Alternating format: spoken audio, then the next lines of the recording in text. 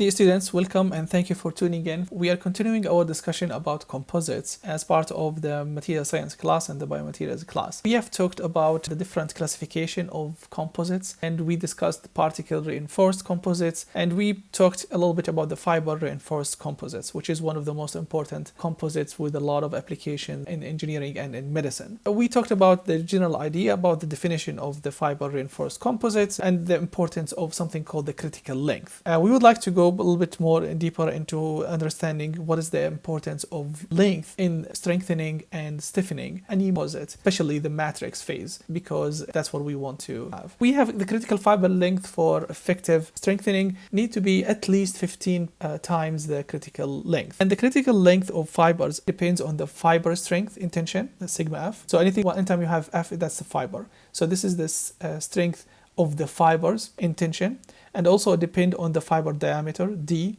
and also it depends on the relationship between the two phases in the shear of the two phases, and that's the shear strength of the fiber matrix interface, tau C. Sometimes it's 2 tau C, but it's fine with having 2. So if you have a fiber length that's 15 times this value, it means that the fiber is actually going to strengthen and stiffening our material.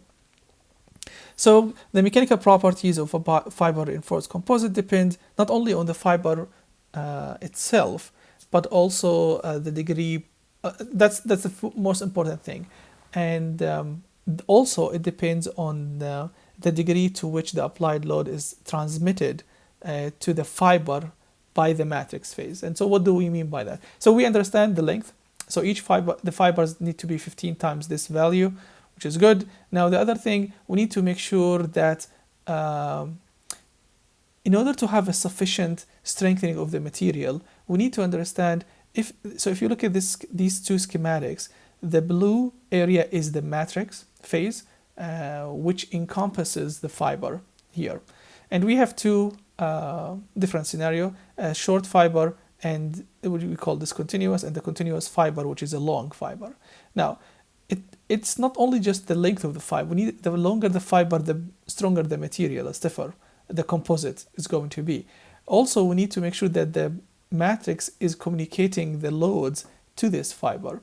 So the longer fiber carries stresses more efficiently. Also, the material has to communicate the load to the fiber in order to have the composite stronger. Now, if you have a short fiber, the matrix around it, which is the blue area, is going to communicate the load for just a little bit, and then you have at the edges, you don't have a fiber, which means that there is no communication of the load, and that's the material is weak on the sides.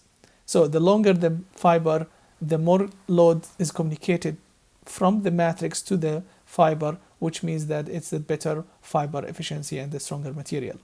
Now, this is the length of the fiber is less than 15 times this critical length, and this is longer. That's a better and a stronger material and a stiffer material for us. So the fiber matrix under loads, if you're testing the material and in tensile, under the applied stresses, the fiber matrix bond ceases at the fiber end. So we don't have this interaction between the matrix and the fiber, and yielding a matrix deformation pattern, and therefore there is no load transmitted to the matrix. From the matrix to each of these fibers. Therefore, it's going to be a weak material. We're not going to be having a strong material for us to use. So this is explaining the relationship between fibers length as well as communicating from the matrix phase to the fiber, which is the second phase inside our composite.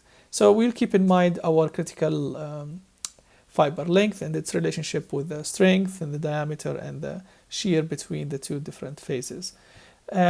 So if you want to go a little bit more into the mathematics and the calculations, also we need to estimate the elastic modulus as well as the tensile strength of the composite when you have fiber-reinforced composite.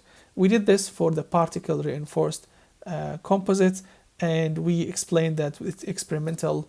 Like in this, in the previous video, previous videos, we took that it's experimental data, and we have upper and lower limits, and we have these mathematical formulation. This is for the particle reinforced composites. For the this is for the particle reinforced composites. For the fiber reinforced composites, we're going to, as long as the fiber length is 15 times, more than 15 times the critical length, then we will be able to calculate the elastic modulus and the tensile strength using a mathematical formulas.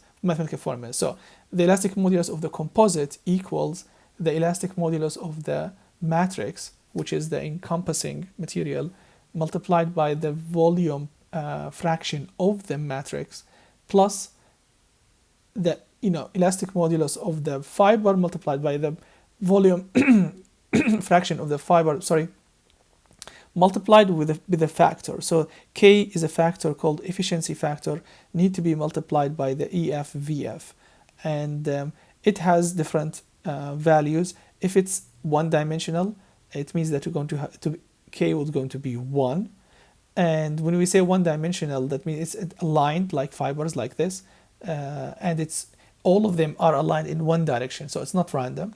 So, and that's anisotropic, which means that if you did testing in this direction, it will give you different value from that direction, and that's anisotropic. If it's random 2D, it's like an area sheet, the K will be 3/8 and 2-dimensional isotropic. Now it's not anisotropic because it's random, and if it's random 3-dimensional, it's the efficiency factor is 1/5, and then you can calculate the elastic modulus using the elastic modulus of the fibers, the volume fraction of the material, the matrix, and the volume fraction of the matrix. So this is how we calculate it if we have fiber reinforced composites. When we want to calculate the tensile strength, we use a similar formula. Now this is the tensile strength of the composite, which is the tensile strength of the matrix multiplied by the volume fraction of the matrix, plus the tensile strength of the fiber multiplied by the volume fraction of the fiber. And this way, at this stage now, we were able to understand what fiber reinforced composites are, what are the importance of the critical length, and how can we calculate the elastic modulus and the tensile strength for a composite, fiber reinforced composites. Thank you for watching. Until the next video. Bye.